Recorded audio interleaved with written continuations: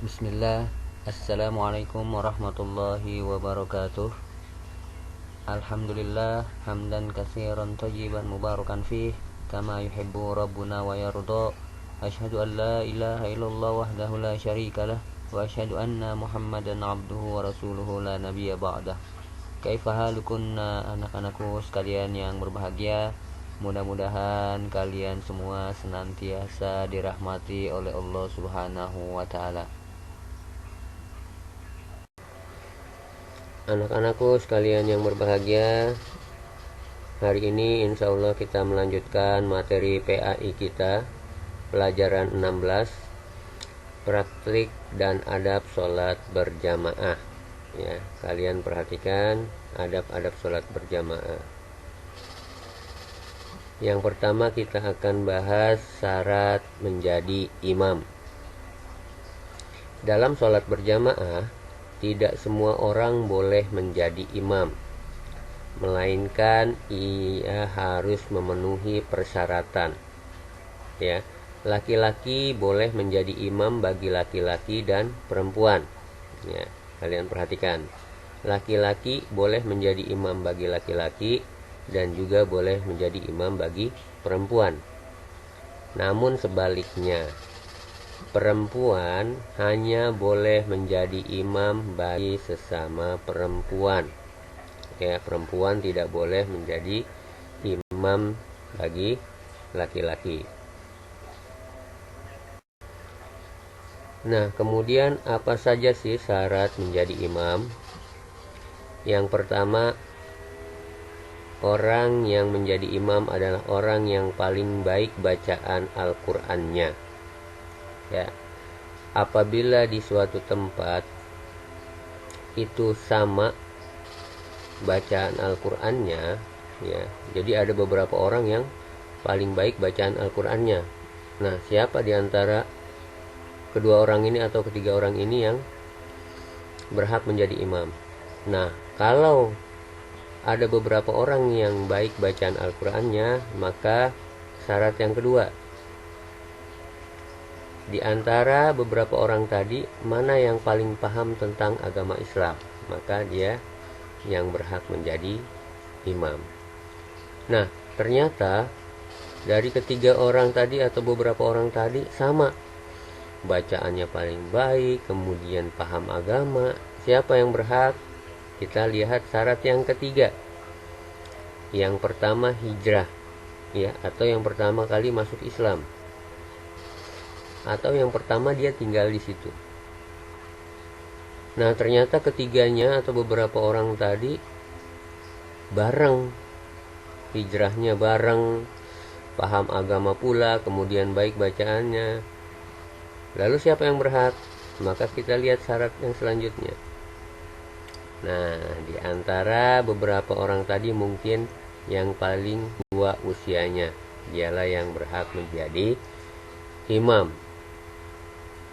Kalau sama, maka syarat yang kelima, diutamakan tuan rumah, artinya orang yang berada di daerah tersebut. Ya, kalau ada tamu, maka dia tidak berhak menjadi imam. Ya, yang diutamakan itu tuan rumah. Selanjutnya yang harus perhatikan adalah posisi imam dan makmum. Nah, ini akan kita bahas posisi imam dan makmum. Di mana posisi imam dan makmum?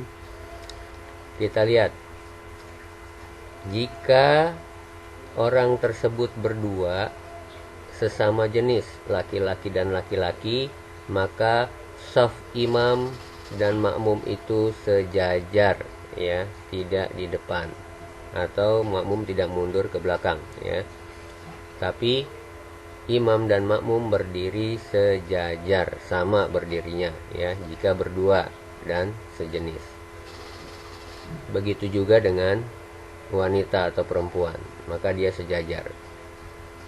Kemudian yang kedua, jika orang itu berdua tetapi berbeda jenis, ya, ada laki-laki dan ada wanita, maka posisi imam itu berdiri di depan makmum, ya, karena makmumnya wanita. Rasulullah mengatakan bahwa safnya wanita itu yang paling baik adalah di belakang.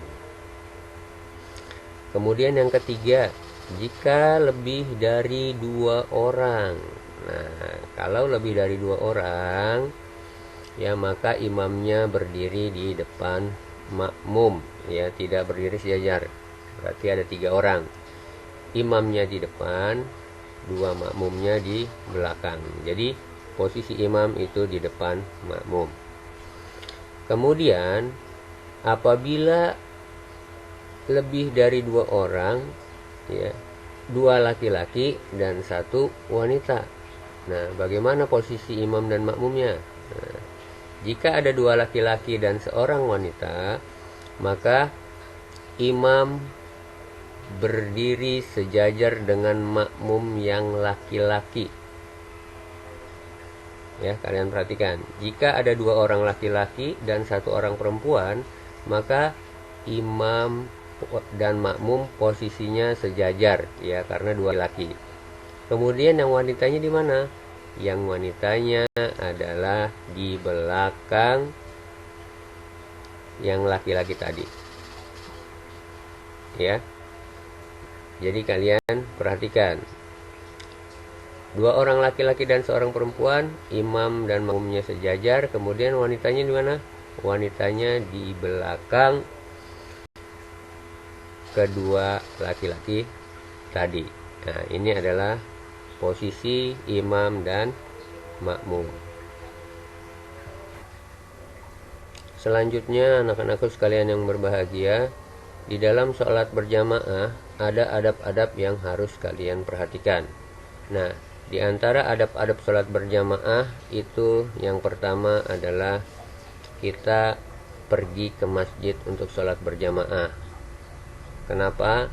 Karena langkah kaki kita dari rumah ke masjid itu dihitung sebagai pahala. Yang kedua, berjalan dengan tenang ketika menuju masjid, ya, walaupun sudah terdengar iqomah, ya. Jadi jangan ketika kita mendengar iqomah, wah, sudah iqomah, wah, kita langsung lari menuju masjid. Tidak, tetap berjalan dengan tenang supaya ketika kalian melaksanakan sholat tidak terengah-engah, ya. Kalau terengah-engah, kenapa? Tidak khusyuk kita sholatnya. Yang ketiga, ketika kita tiba di masjid, maka hendaknya kita melaksanakan sholat tahiyatul masjid. Ingat, selama belum qomat, ya.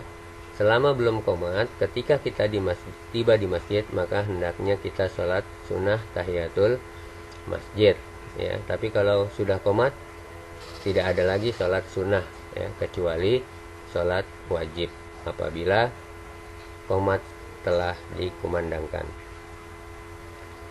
Selanjutnya yang keempat, berusaha di saf yang paling depan.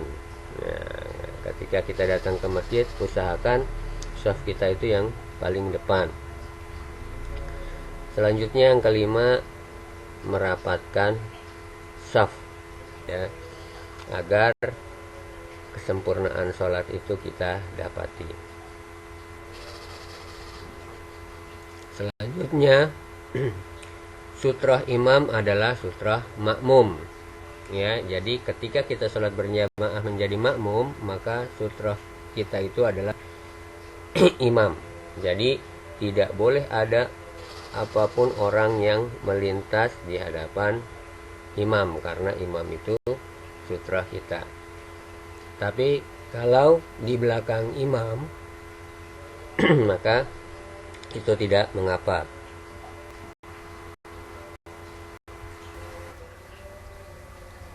Adab selanjutnya, bacaan imam itu sebaiknya tidak terlalu panjang, ya, karena ketika sholat berjamaah kita tidak tahu makmum yang di belakang itu ada yang sudah lanjut atau tidak, Selanjutnya adab yang ke-8, makmum yang terlambat itu langsung mengikuti gerakan imam, tidak menunggu sampai imam itu berdiri ya. Ketika imam dalam keadaan ruku, maka kita langsung ruku.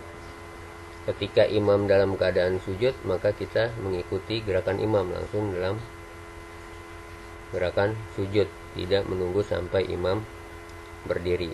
Nah, inilah beberapa adab tentang sholat berjamaah.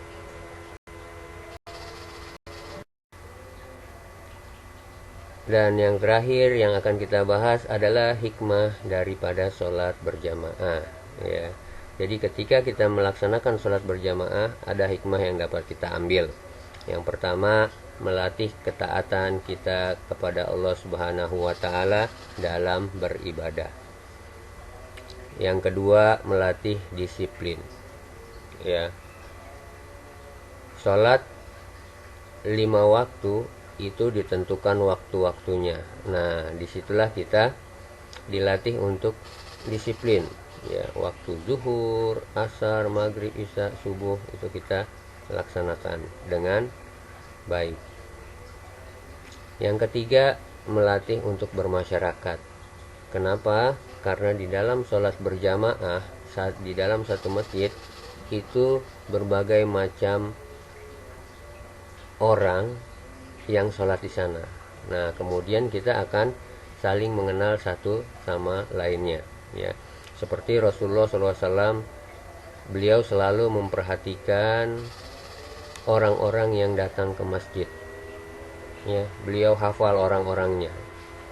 Jadi ketika orang tersebut tidak ada ke masjid, Rasulullah bertanya, mana si fulan? Apakah dia sakit atau tidak? Nah, ini melatih kita untuk bermasyarakat.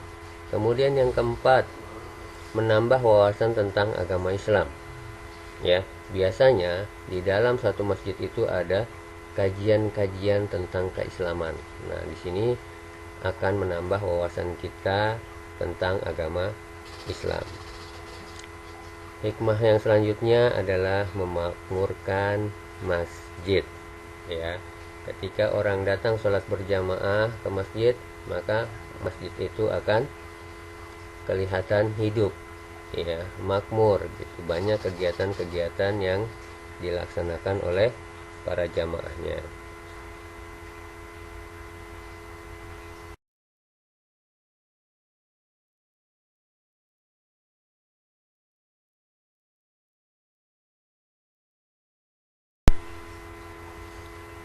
Demikianlah anak-anakku sekalian yang berbahagia, materi kita pada hari ini tentang adab sholat berjamaah.